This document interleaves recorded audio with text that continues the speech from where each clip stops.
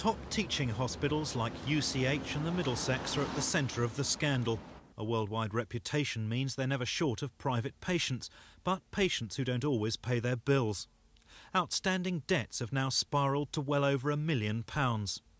About 2/3 of this is put down to the British, the rest to overseas patients and companies. The Health Authority has launched an investigation into what's gone wrong, but that's already too late as far as Labour Health spokesman Frank Dobson is concerned. At the beginning of this year, both the Middlesex and UCH closed for a whole month except for emergency admissions because they were short of £450,000.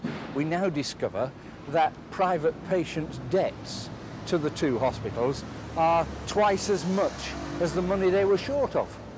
In other words, the hospital closed because private patients didn't pay up. But that's a diagnosis which the Health Authority simply doesn't accept.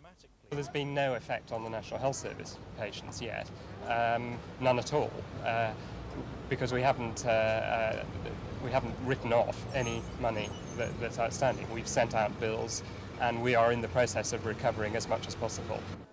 Ward closures are considered to be an entirely separate issue, as the Health Authority hasn't yet given up on any of the debts, but it is acknowledged that about £500,000 may never be recovered. Meanwhile, as the investigators launch legal proceedings to chase the bad debts and check allegations of fraud, Mr Dobson offers his own prescription for the future.